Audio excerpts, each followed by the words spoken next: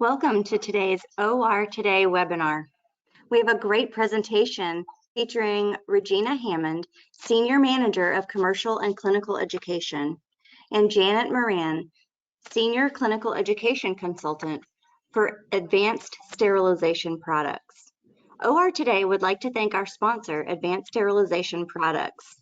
They are a leader in infection prevention, dedicated to creating the products, solutions, and processes needed by practitioners to protect patients during their most critical moments. For more information, visit asp.com. OR Today joins the World Health Organization in celebrating the 200th anniversary of Florence Nightingale's birth and the Year of the Nurse in 2020.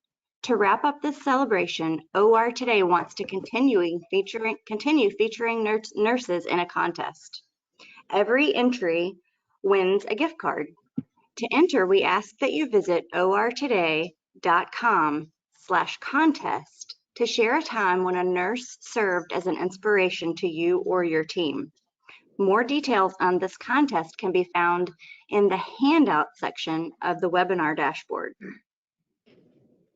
Today's webinar is eligible for one continuing education hour by the State of California Board of Registered Nursing. You can obtain your certificate by completing today's post-webinar survey. The survey will be emailed 1 hour after the completion of the webinar. You must complete the survey to receive your 1 CE hour, and you will be able to download the certificate directly from your computer once the survey is submitted. If you have any questions, you can reach us at webinar@mdpublishing.com. As I mentioned earlier, our presenters today are Regina Hammond and Janet Moran. They will provide a review of airway devices and their proper handling and associated reprocessing guidelines. They will also touch on some of the challenges and options for reprocessing these devices. Reggie, you may begin whenever you are ready. Thank you, Jennifer. Good afternoon, everyone, and welcome. On behalf of Janet and I, we also want to extend a thank you for joining today. For the next 45 minutes or so, as Jennifer mentioned, we're going to share information around airway devices. And our goal is to provide you with a few insights and key takeaways that you can leave here with and then hopefully put into practice. So let's review what today's objectives are.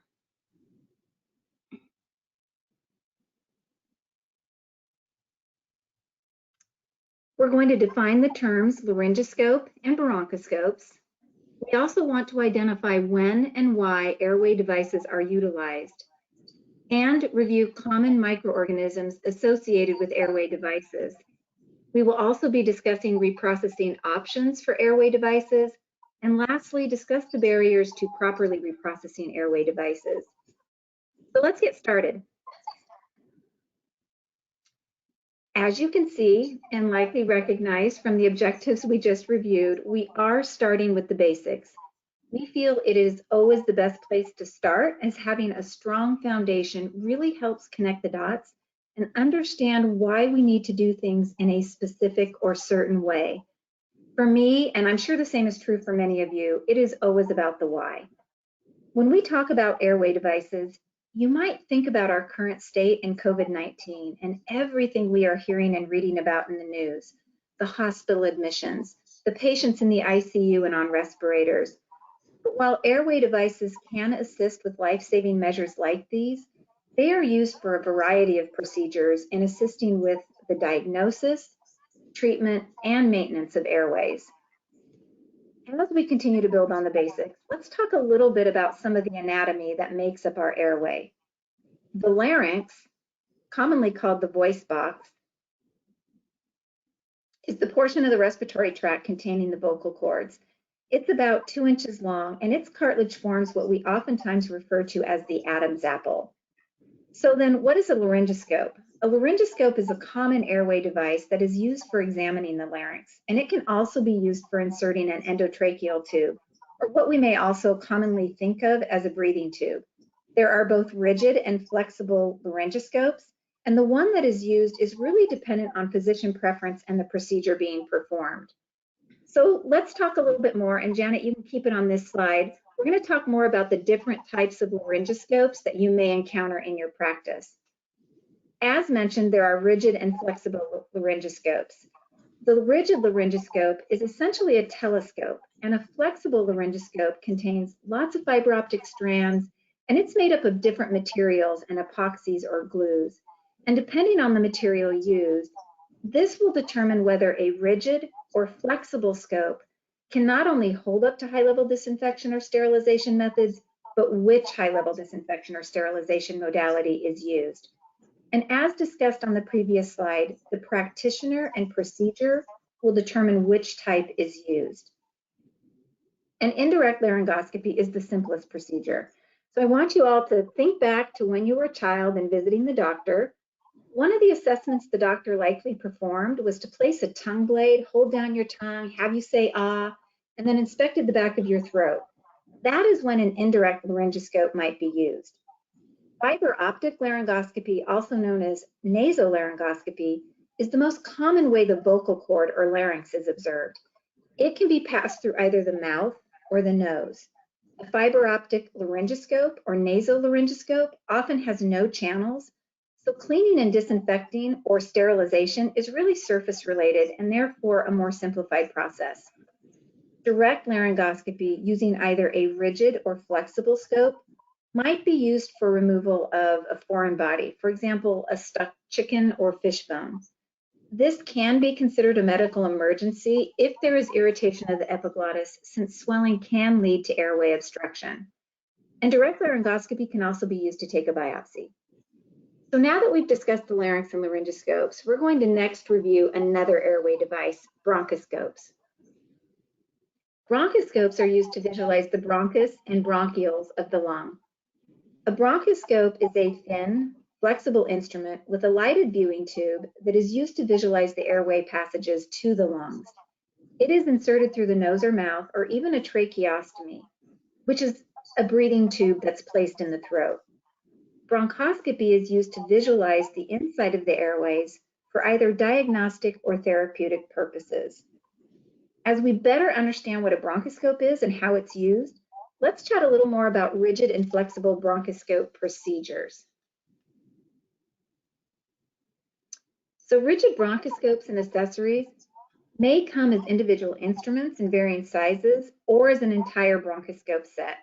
It is most commonly used for patients with obstruction to either the trachea or the proximal bronchus, and it is typically performed in the operating room or as a special procedure under general anesthesia.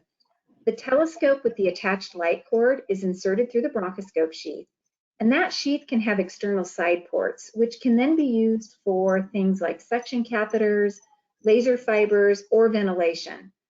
Water can also be attached, and a biopsy can be taken with a flexible forceps. Although the procedure appears simple at face value, and as you read through steps 1 through 6, fairly straightforward, it is important to remember that anytime one is dealing with the airway, there are risks. So let's talk a little bit about flexible bronchoscopy. The procedure for a flexible bronchoscopy varies a bit, and that really depends on what the objective is. Therefore, it can be as quick as 15 minutes or as long as an hour. The bronchoscope is inserted through the mouth or throat and is advanced down the back of the throat through the vocal cords and into the bronchus of the lungs. So why might a bronchoscopy be done? Well, some of the reasons, as you can see listed here, it might be done to take biopsies, but it also can be utilized to treat infections, as well as remove blockages or address bleeding within the area. So at this time, we want to take a pause and test your knowledge on the information we have shared so far. So your first test your knowledge question is, bronchoscopes are medical devices used as a diagnostic tool to determine, we're going to give you a few moments, read through the answers, and then select the best one.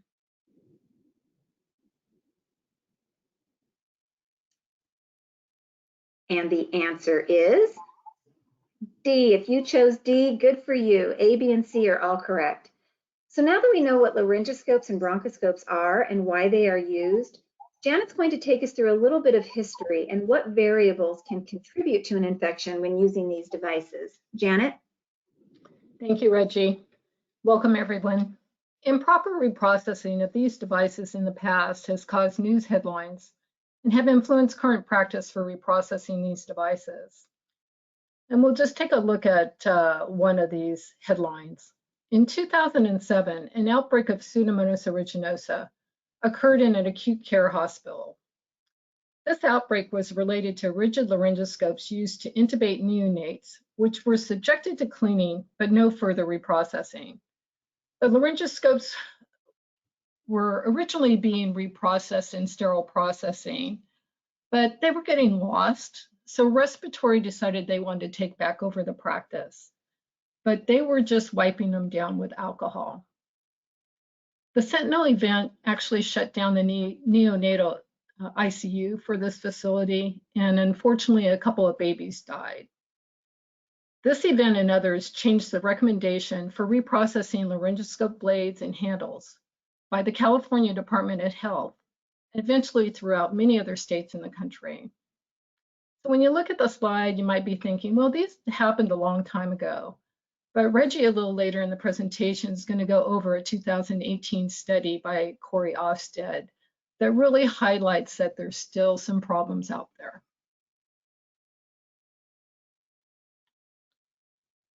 The two most common organisms that cause infections related to bronchoscopes are Pseudomonas aeruginosa and Mycobacterium tuberculosis, or TB. Pseudomonas aeruginosa can be from either an endogenous, meaning the patient themselves, or an exogenous source. An example of an endogenous infection is Pseudomonas aeruginosa resulting from aspiration of secretions in a sedated patient during a flexible bronchoscope. An example of an exogenous, preventable infection during bronchoscopy is Pseudomonas and Mycobacteria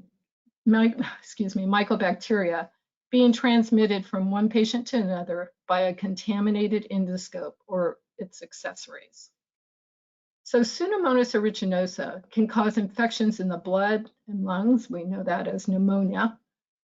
If the patient gets septic from this organism, it can even cause death. And we see that that's true for another opportunistic organism. If you look to the left column, third one down, S. marcescens, which is Serratia marcescens, can also cause bacteremia, sepsis, and death.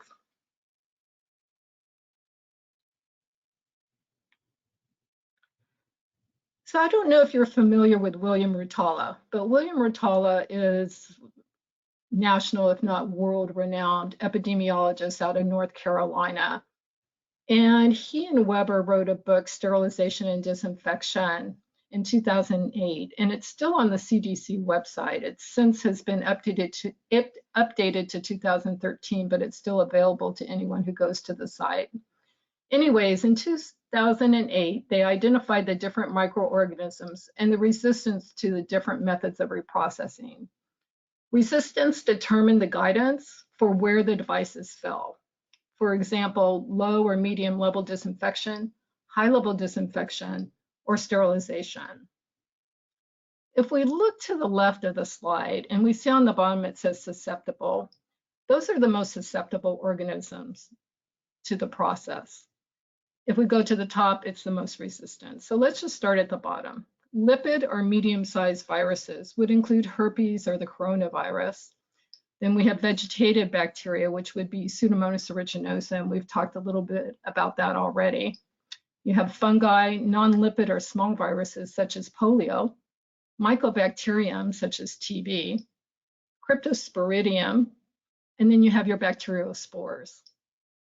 The example given here is Bacillus atrophius, but you may be more familiar with one that you're using on a daily basis for your test packs, your process challenge devices, or your BIs that are used in steam sterilization or low temperature sterilization. So that's Geobacillus stereothermophilus.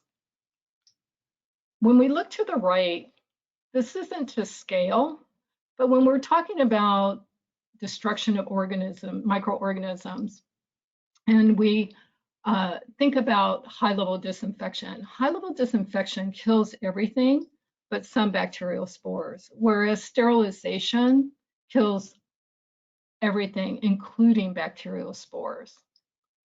Well, you're probably thinking, well, what about prions? Well, prions are in a class by themselves. Prions are associated with Creutzfeldt-Jakob disease, or CJD. You may have heard of mad cow. And if you have a patient who's suspected of having CJD, you do want to follow your policy and procedure for reprocessing those devices, which is most likely based on the WHO recommendations, so the World Health Organization. So that's another topic for another day. In 2015, the FDA estimated 500,000 patients receiving bronchoscopes for diagnosis of conditions affecting the airways and lungs. And I suspect the number has gone up in 2020, especially with all the respiratory symptoms associated with COVID-19. The FDA also identified 2 factors that can contribute to infections associated with bronchoscopes. 1, not meticulously following manufacturer's instructions for use. And 2, using devices that are damaged. Now, being a seasoned OR nurse, I can tell you that ORs are notorious for having old bronchoscopes that may have been, they may have not been used very often, but they're still in circulation. But just so you know that both time and how they're used and usage may affect material integrity of these devices.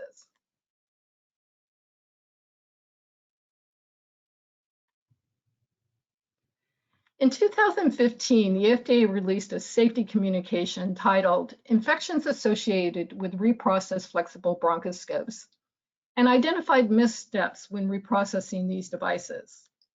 The missteps included lack of pre-cleaning, also known as point-of-use cleaning, failure to perform thorough cleaning, failure to brush or flush all the channels, use of expired detergent or high-level disinfectant, insufficient flushing, rinsing, or drying. So looking at the slide, why might these steps have occurred? Well, possibly because of lack of education. Are the people who are doing the process, are they trained? Do they have competencies? Are those competencies being kept up? Staff's perception of the risk being low for transmitting microorganisms. Maybe you've heard this once or twice. We've always done it this way, and we haven't had an issue. Inadequate resources. Inadequate resources can be people. So are the people who are doing the reprocessing, do they have competing priorities? Are they trying to take care of patients as well as reprocess scopes? Or it can be tools or space or workflow. And then lack of supervision.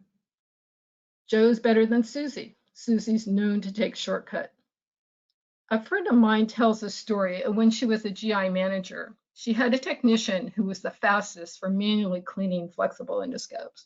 The staff loved it when she was on because they knew they would get their scopes back quickly. But the manager realized that, well, that wasn't necessarily a good thing. So one day she did go to observe the technician, and sure enough, she was missing some steps.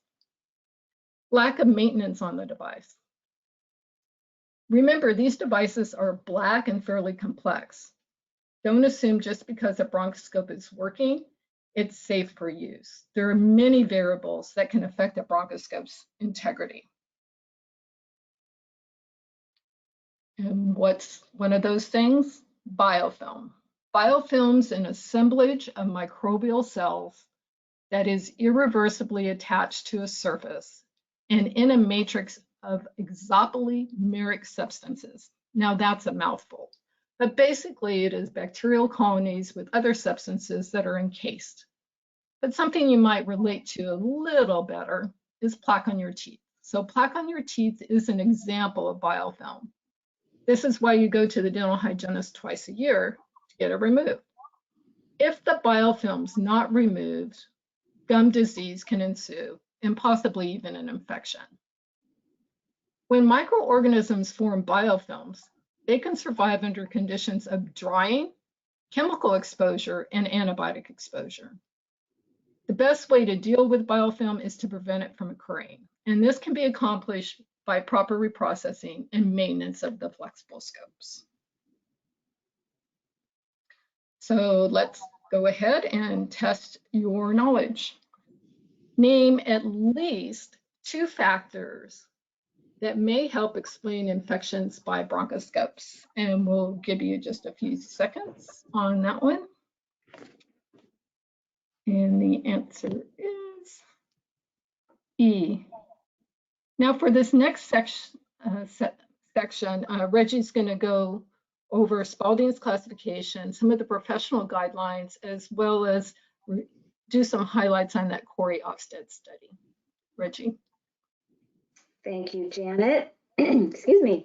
I know that most of you are likely familiar with Spalding's classification, but as I said in the beginning, going back to the basics and building from there is always a good idea. And as Spalding's classification is the criteria still used to determine how items are processed, we feel it is important to review. Spalding's classification has been around since the 1960s. It is this classification system that identifies how a device should be reprocessed based on the risk of infection it may cause. And based on that, Spalding then placed devices into 3 categories. And what are those categories? Well, as you can see, we have critical, semi-critical, and non-critical. Critical devices are those devices that enter tissue or body cavities, so a sterile area. An example of a critical device is a choledocoscope or a biopsy forceps. Sterilization is the minimum reprocessing modality that must be used for reprocessing these devices. Semi-critical devices, on the other hand, are those that come into contact with mucous membranes. And an example of this might be a flexible endoscope. So high-level disinfection is the minimal method for reprocessing these devices. However, and it is important to note, depending on the device, it may also be validated for sterilization. And we know this can be confusing, so just to walk through a scenario that many of you have likely encountered as part of your workflow and in your workplace. If you are using forceps to take a biopsy, it penetrates tissue, and that does require sterilization. But the endoscope being utilized during the procedure is traditionally classified as a semi-critical device, and so only requires high-level disinfection. So I think this is just something that we all should be aware of and be thinking about as part of our practice. And lastly, non-critical devices are those that come into contact with intact skin. So a blood pressure cuff or even a bedpan, those are both examples of non-critical devices that require a minimum of low or intermediate disinfection. As Janet mentioned earlier, we want to review a few of the organizations that are involved in developing the standards and guidelines we use or should be using as part of our practice and as it relates to the reprocessing of these devices. So let's start with HCPAC. HCPAC is a federal advisory committee who provides guidance to the CDC and the Secretary of Health and Human Services. And as you can see, it is well represented. You have agencies and organizations from across the healthcare continuum as members and who are involved in providing guidance and recommendations that get put forward. The committee's focus is on practice and strategies for surveillance, prevention, and the control of healthcare-associated infections, and something again that we commonly refer to as HAIs, as well as antibiotic resistance and related events in the United States. The organizations and agencies listed here were tasked in 2018 to provide guidance on ways to improve facility-level training and ensuring competency for reprocessing endoscopes. We can all agree that this was likely no small task, but I think as we reflect back on some of the statistics Janet shared earlier, we definitely recognize the need. So what about professional organizations? For example, AORN. AORN sits on task forces and committees for various organizational agencies like the previously mentioned HCPAC, but they also provide individual guidelines for clinical practice. As it relates to semi-critical devices, AORN has a guideline stating reusable semi-critical items that are manufacturer validated for sterilization should be sterilized if possible. So, if and when you have a higher level of reprocessing available to you and that device has been validated for that higher level of reprocessing, the recommendation is to use it. And while it's not listed here, AAMI Standard 91 states that when possible and practical, flexible and semi-rigid endoscopes should be sterilized due to the greater margin of safety built into sterilization. So moving from professional organizations to two key opinion leaders that Janet previously mentioned, and again, many of you are likely familiar with, Dr. Ritala and Weber. According to Ritala and Weber, most infections associated with reprocessing of medical or surgical instruments involve high-level disinfection of semi-critical devices. And I think we've all heard the statement, there is a very small margin of safety when it comes to reprocessing endoscopes. And again, I think we just need to think back to the comments I made around AAMI Standard 91. And part of why they likely have made that recommendation around sterilization due to the greater margin of safety built into sterilization. Because of some of these recent articles and studies, a question that is now sometimes asked, is it time to change Spalding's classification? And while that's not a point of discussion for today, it is something that you may hear about or have already heard about and discussions you yourself may be involved in. So we just wanted to give you a little food for thought. Another point Ritala and Weber make is that although not all states require high-level disinfection or sterilization of laryngoscope handles, there have been reports of potentially infectious agents being left on what we consider or label ready for use handles. And those infectious agents include blood, Staph aureus, and Acinetobacter. And again, I think we only have to go back to Janet's previous comments about the NICU and the use of contaminated handles and blades and the consequences that occurred. Some things to take note of when we're processing laryngoscopes, and I think these are things that we all need to be thinking about. If both the laryngoscope blade and handle are sterilized, they need to be checked for function prior to use. In addition, even if a protective sheath is used, laryngoscope blades and handles should be sterilized or high-level disinfected regardless. And lastly, the Joint Commission states, after high-level disinfection or sterilization of laryngoscope blades and handles, they must be packaged in a way that prevents recontamination. As Janet also mentioned, we want to spend a little time sharing information around a recent study Corey Ofsted published. In 2018, Ofsted published a study that evaluated the effectiveness of bronchoscope reprocessing. And in the study background, it identified that pathogen transmission occurred even when reprocessing policies were in place and even when cleaning and high-level disinfection occurred. So even when a policy was clearly outlined and thought to be followed, transmission still took place. Just to give you a bit of background on how this prospective study was conducted, it was a multi-site study. It involved the examination of 24 clinically used bronchoscopes. It used a systematic approach with direct observation, and it also used visual inspection. And that visual inspection was done with lighted magnification and borescopes, as well as ATP testing to detect contamination. So what were the results of this study? Well, the results of the study are actually quite startling. 100% of the scopes had residual contamination after cleaning. Microbial growth was found in 14 or 58% of fully reprocessed bronchoscopes. And irregularities such as retaining fluid and residue, as well as scratches, damaged insertion tubes and distal ends, as well as debris in channels, was found.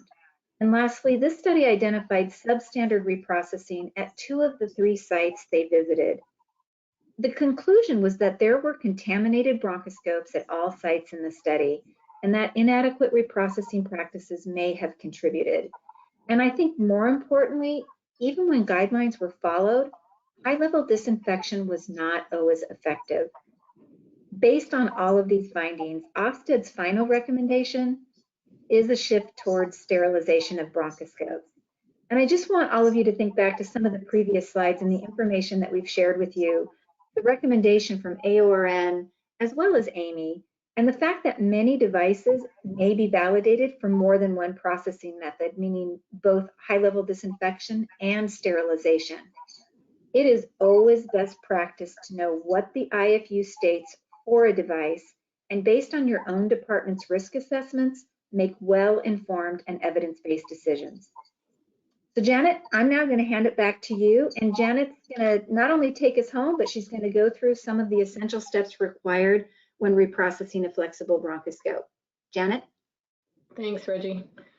Do you have the tools to do the correct job of reprocessing laryngoscopes and bronchoscopes? I was in a decontamination room, and a registry technician was working that day. And he was cleaning a flexible bronchoscope for sterilization. I noticed he had not leak tested the device or used proper size brushing for cleaning. When I asked him about it, he stated, "I know what I need to process this scope, but they don't have what I need, so I'm using what I have." So here we have a technician who's knowledgeable, but continues with the task even though he knows it's being done incorrectly. Remember in the previous slides talking about the tools and supervisions being factors that can be lacking for properly reprocessing these flexible scopes. The steps to reprocessing any flexible endoscope are complex, but they're essential. So let's walk through some of them. Pre-cleaning or point of use cleaning needs to be performed immediately following the use of the scope, wherever that occurs. What is used is determined by the scope manufacturer's IFU. However, professional guidelines do give some general guidance as well. The basic steps for pre-cleaning a flexible bronchoscope, for example, include wiping down the external surface and suctioning through the suction biopsy channel. And should that scope have another channel, you want to suction through that as well. Make sure that you mark the time the pre-cleaning takes place, because for some scope manufacturers, there is a time limit from the point of use cleaning to manual cleaning. And if you don't meet that time limit, you have to do an extended reprocessing on that. When transporting the scope, use a container that is leak-proof and puncture resistant. Label the transport card or container as a biohazard, and that's a regulatory requirement. There should be a receiving area on the dirty side of the decontamination room the scope is taken to. And then leak test that scope in accordance with the manufacturer's instructions for use. I recently read an article in AORN that highlighted the importance of leak testing. And one of the scenarios given was not having a way to measure the amount of air that should escape the pin on the leak test connection itself. So one of the technicians was doing a quality improvement project and noticed that the air coming from their leak tester seemed kind of faint. So he called on a couple of technicians who worked in the room every day, but they said, no, the air is adequate. That's how it is. He went to the manager and asked her to purchase a new leak tester. When they received that new leak tester, the air coming out was much more robust. And so they did find out that that device was actually indeed defective. This is just an example of one of those small variables that can impact the success of reprocessing a flexible bronchoscope or laryngoscope. And then, of course, if the scope fails the leak test, remove it from service. Manual cleaning. So manual cleaning is the most critical step. Follow the scope manufacturer's instructions for use. Always use a freshly prepared cleaning solution. Use the cleaning solution in the correct concentration, temperature, and designated time. One of the things that I see quite a bit is that people will measure out the water. They may have a line in the sink or whatever, and then they add the correct amount of detergent or enzymatic. So everything looks good. The ratio is great for the scope cleaning. But then they go to the shelf and they grab an enzymatic impregnated sponge. So now you just disrupted that ratio. So the thing about cleaning solutions is that they can adhere to the scope if you use too much, and they may not be effective if you use too little. So the analogy I like to use is going to the restroom and I wash my hands. I put a little too much soap on my hands and I do my 20-second rinse, but I'm kind of in a hurry. So after the 20 seconds, I grab a towel, dry it, and then I touch a surface and it's sticky.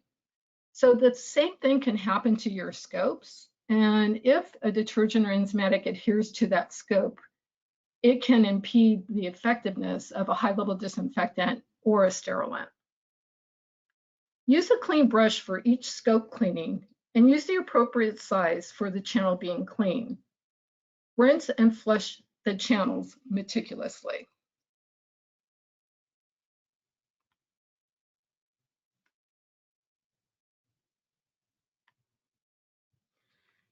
After manual cleaning, visually inspect the scope and accessories for cleanliness, missing parts, lens clarity, integrity, moisture, and function. Most facilities, in addition, are using some type of cleaning verification test after the cleaning. All of these steps should take place prior to either high-level disinfecting or sterilizing the device. And sometimes I get pushback about sterilization being so much more difficult, but when you look at it, many of the processes or steps are consistent for both up until a certain point. Always reference the manufacturer's instructions for use for determining which modality can be used when reprocessing the scope. Following high-level disinfection, you're going to want to use alcohol following the manufacturer's instructions for use. Typically, it's 70 to 90% isopropyl alcohol. The function of alcohol and using alcohol is that it facilitates drying. It doesn't dry the scope, but it facilitates it. Studies have supported the use of flushing alcohol followed by forced air drying as a method to prevent microbial growth in high-level disinfected scopes. And we're not talking about the air you get at Home Depot or Office Depot, that canned air that you clean off your computer. Those all have oils and contaminants in them. And don't laugh, because I actually have seen that. What I am speaking of is instrument air via a tank or a centralized access line or some other source. There's not a consensus on length of time a flexible endoscope can be stored after high-level disinfection.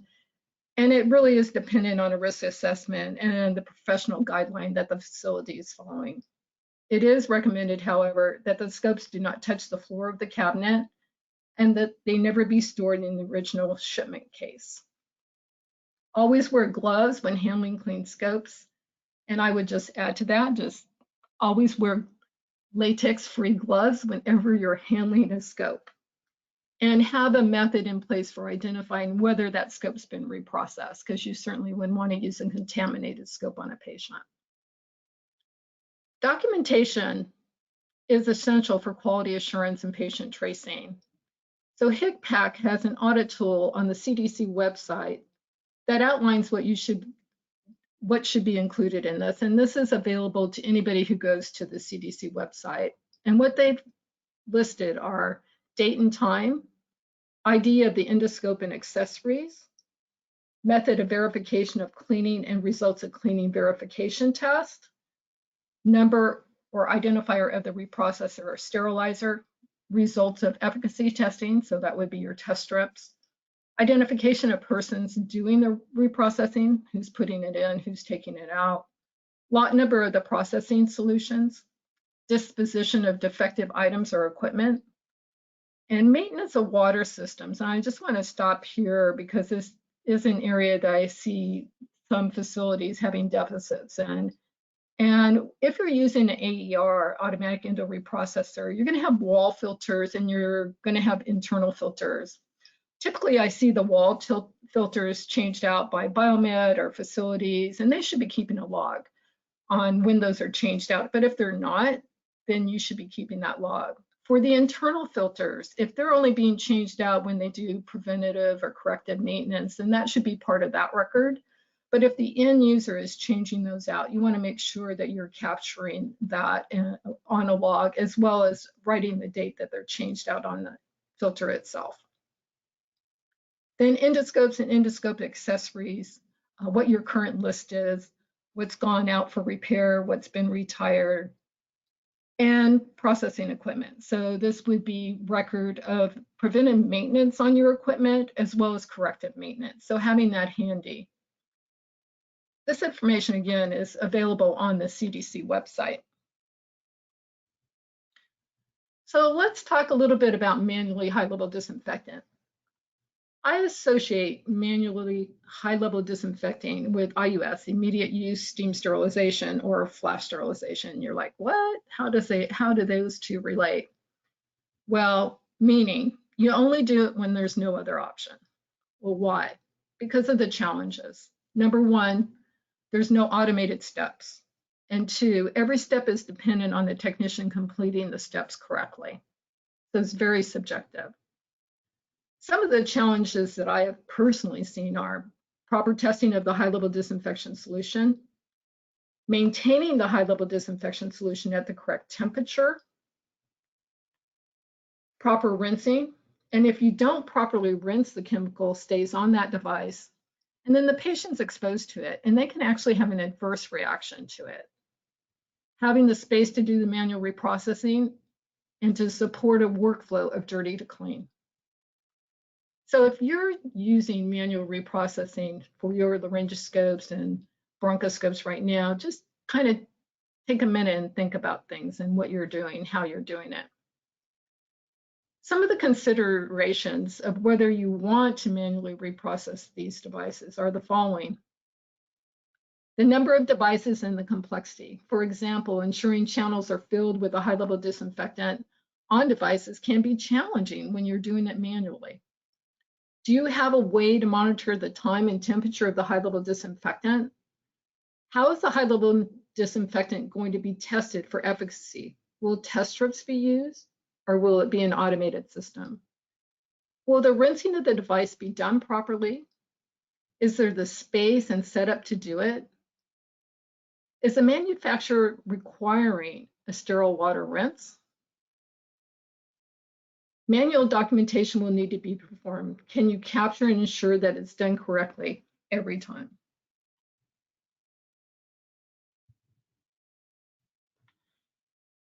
Anytime we can automate the process, decision-making or subjectivity gets removed. The same general information applies to automated processes as it does manual process. Some of the considerations are the volume of scopes that need to be processed. Is there a location that can be dedicated to this task?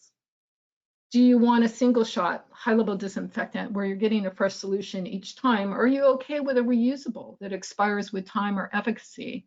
And I've seen the time be as short as 5 days to as long as 40 days. Does the system allow for minimum contact points, ensuring the high-level disinfectant reaches all surfaces? Are test strips needed to check the efficacy of the high-level disinfectant prior to each use? Are there quality control checks to ensure the test strips are performing correctly? Is the system a closed system for vapor control, meaning that you're going to have minimal exposure to your staff of the chemical? What needed documentation is being captured on the printout? And if it's not being captured, do you have a way to capture it? Is there a self-disinfect cycle, either thermal, meaning using hot water, or chemical, available to prevent any bioformation in the internal components of the AER?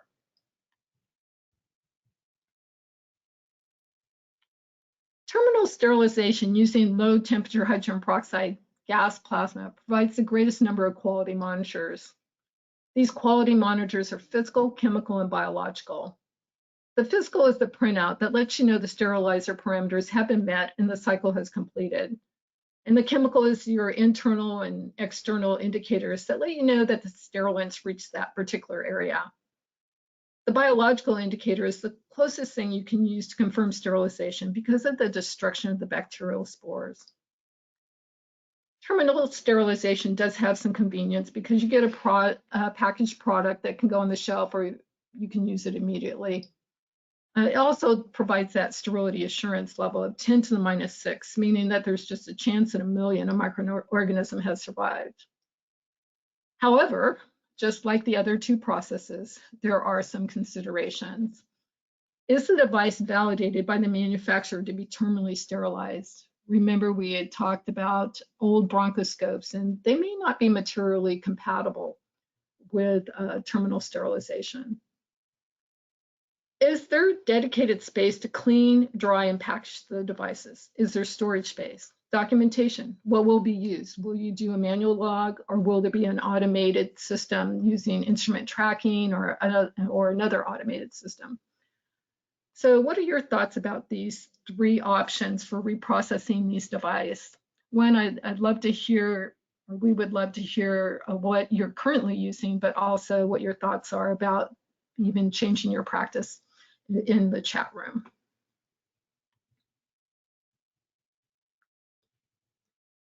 So let's go ahead and test your knowledge. Sterilization provides the greatest assurance that an item is safe to use on a patient. And the answer is true. It does provide the greatest assurance that an item is safe to use on a patient, and that's because of those quality monitors. So in conclusion, we've learned that what laryngoscopes and bronchoscopes are, how they're used, and challenges that are presented when reprocessing these devices. Inadequate reprocessing, as well as other variables, increases the risk of infection to our patients. So there are many things that can be done to prevent infection when reprocessing these devices. For example, and we went over and over this throughout this presentation, number one, following the manufacturer's instructions for use.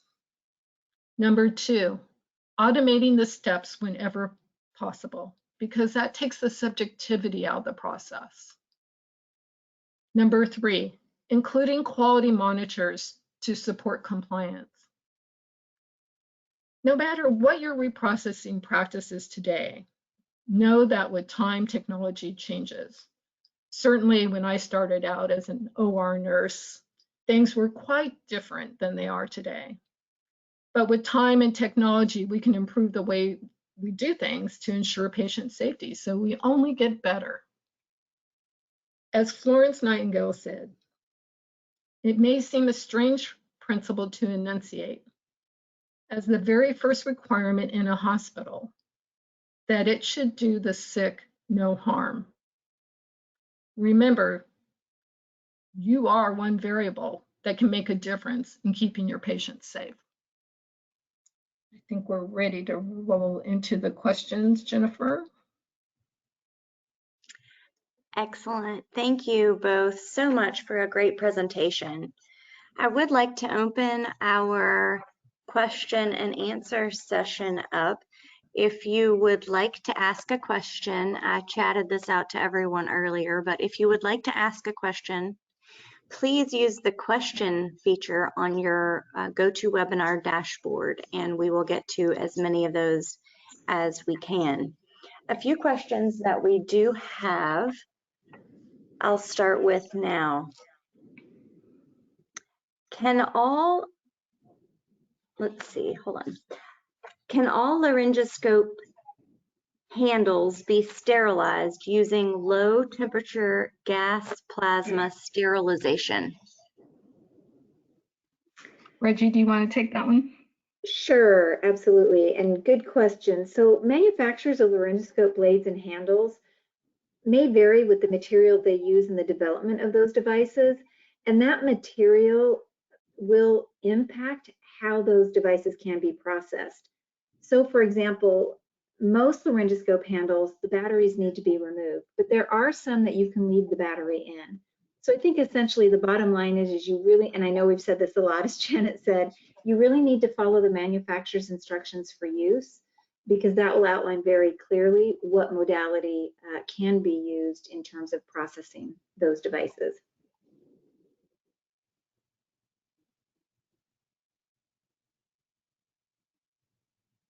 All right, our next question that has come in is, what are my options if I don't have access to compressed air and can't afford a forced air endoscope storage cabinet? Yeah, that's another great question, and I get this. I get asked this question a lot when it comes to drying scopes. It can be quite challenging for many, many facilities. But not to get product specific, but there are some additional products out there. If you're not able to get a tank for compressed air where you can put on a regulator and manage the amount of air coming through, or don't have access through your facility, there are a couple of options out there now from 2 different manufacturers that come to mind that actually have independent devices that may hang on an IV pole, and they use disposables. So that is certainly something you can look into. Okay, our next question is there a time period after processing that they have to be hung by? So this is a follow-up to a previous question. Do you need me to repeat that? Yes. Is there a time period after processing that they have to be hung by? I have not heard of a time frame for hanging. The devices should be removed once if they're an automatic endo reprocessor, of course, once the cycle is complete, and then they should be dried thoroughly. The concern is my understanding, the real concern is about making sure that they're dry before they're hung, unless you have a cabinet that actually has forced air through it that connects to the channels. So, but as far as hanging, I don't have any, I don't remember any guidelines specific to the hanging process. It's more focused around making sure that scope's dried prior to hanging. Okay, our next question is, do we use only water or saline at point of use, or should we use enzymatic solution? Yeah, and that's another great question. So it's my understanding that some scope manufacturers recommend just water. So I think a discussion with your scope manufacturer is something that you need to have. But also with the guidelines, they recommend an enzymatic or detergent. There's many prepackaged products out there that can be used for the point of use cleaning. And the whole idea about using an enzymatic is that it starts the breakup of the bioburden. And so we don't want any bioburden to dry in the scope. So using water may keep that scope moist, I don't know. But using the enzymatic, I know, does start the breakup of the bioburden. And from what I read in the guidelines, that's the direction.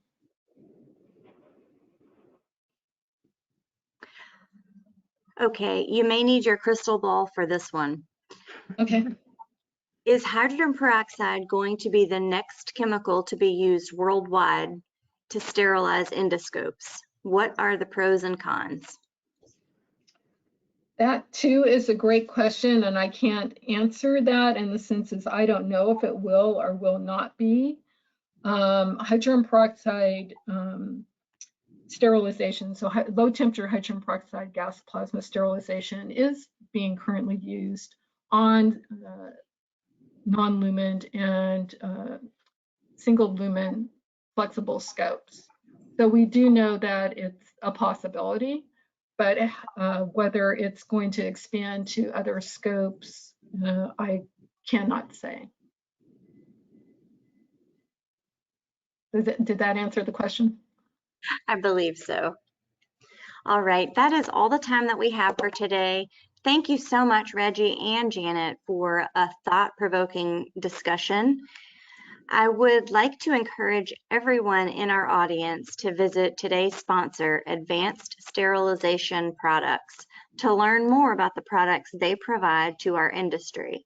Please visit asp.com. A quick reminder that you can obtain your certificate by completing today's post-webinar survey. The survey will be emailed 1 hour after the completion of today's webinar.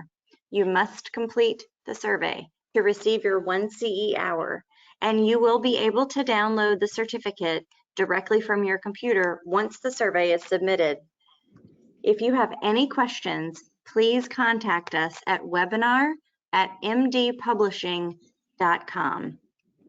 We will see you soon for another webinar. Please visit ortoday.com/webinars for more details and complimentary registration. Thank you all and have a great day.